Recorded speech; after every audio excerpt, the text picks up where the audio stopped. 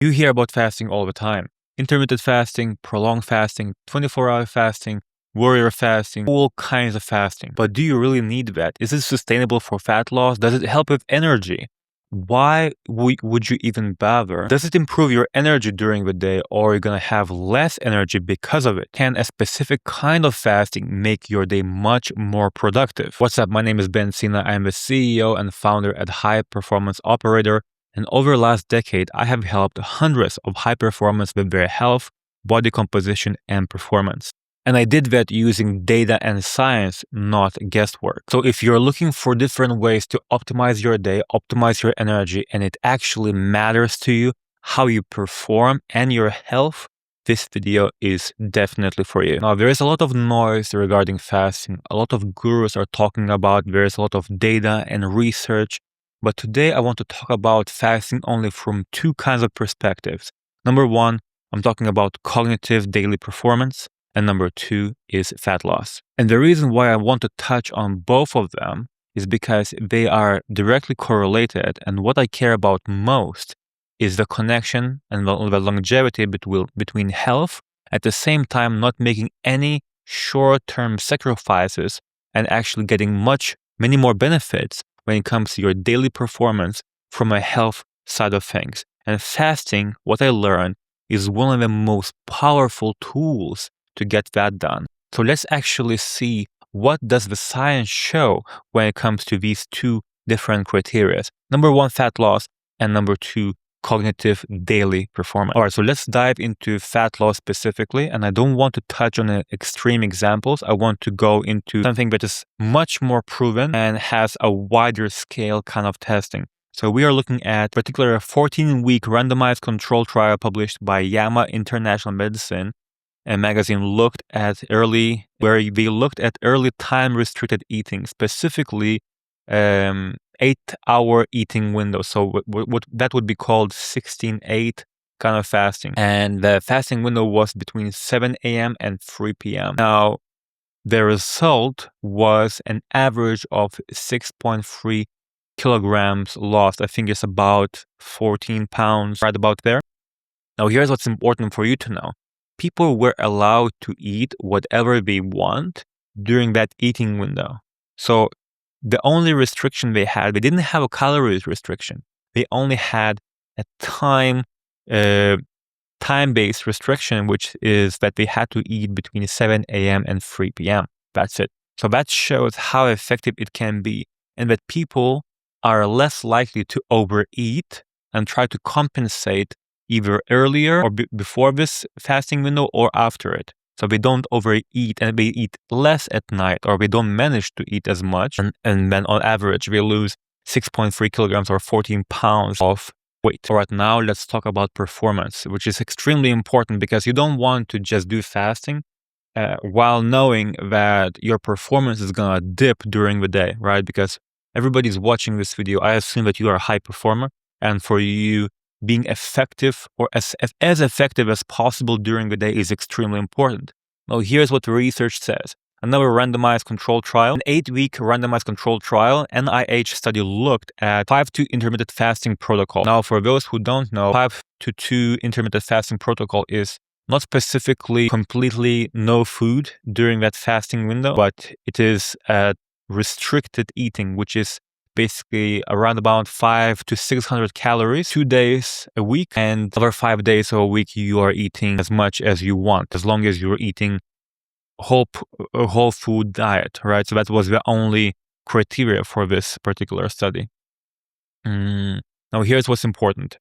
The results were very clear. Participants in the fasting group compared to the other one, people who were not on the 5-2 intermittent fasting protocol, experienced significant improvement in executive function, better performance in planning and decision-making tasks, increased mental flexibility, improved problem-solving abilities. Now, I specifically chose these metrics because these are important, because you have to be able to make very important decisions at any time of the day. And you probably heard, I think I saw a video from Jeff Bezos who mentioned that he's not making any decisions after 1 p.m. And I wanted to really understand why is that and what are the tools to conquer that, because you don't want to be have such a short period of time where you can make important decisions or make any executive decisions for that matter that requires significant brain power. And this study has proven that particularly in this situation, 5-2 intermittent fasting protocol managed to increase compared to the people who are not following it, specifically cognitive function and executive performance, and especially when it relates to decision-making tasks. So it's not basic memory, not simple tasks, but things that are specifically important for higher level thinking activities. Now, on top of that, we saw reduced visceral fat, very important, improved insulin sensitivity, and measurable improvements in brain metabolism. I'm not going to go deep into this, but it ties back to cognitive performance and problem-solving abilities as well. Now, I don't want to dive into much more detail. With this video, I just want to prove a point. And the point of the matter is, the fact of the matter is that sometimes, and actually not just sometimes, but more often than not, less is more, especially when it comes to performance. So you don't necessarily have to add more caffeine, or you have to add more food, or you necessarily need more nutrients to perform better. And of course, there are nuances to every single one of these.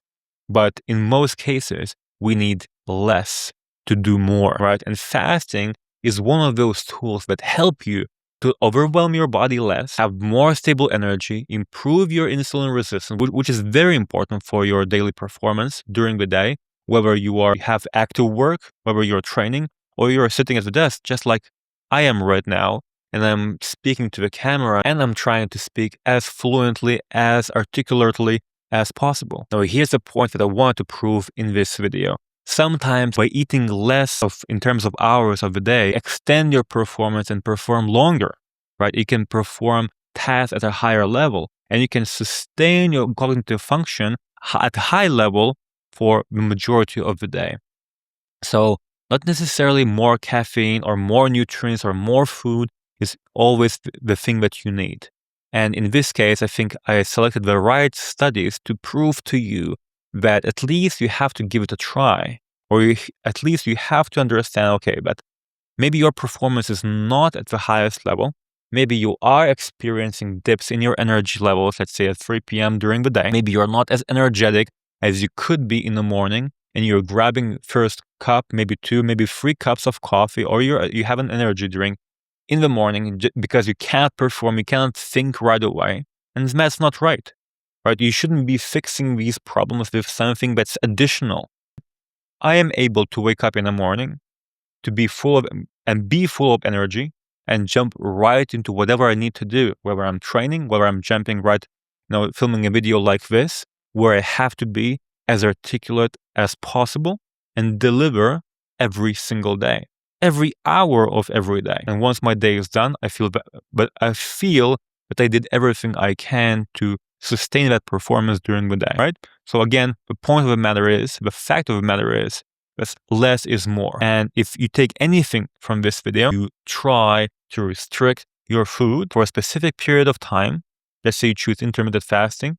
You give it 3 to 5 days and you see what changes. Because day one, it's not going to change as much. You're not going to have mental clarity the first day. Yes, you're going to experience some downfall. You're going to experience some loss of energy just because your body is so used to consuming food every 3 hours, for example. You're snacking all the time. And even high performance, most of them are snacking all the time. This is how they maintain their energy, or at least they believe this is how they maintain their energy.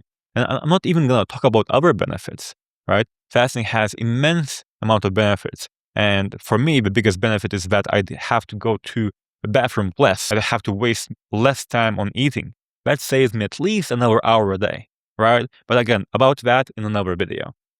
So I hope you enjoyed this video. I hope you're going to use this information right away, because you don't need any extra time to use this information, make your day much more effective, much more productive, and improve your health at the same time. So I hope you take this information, use it, and see you in the next video.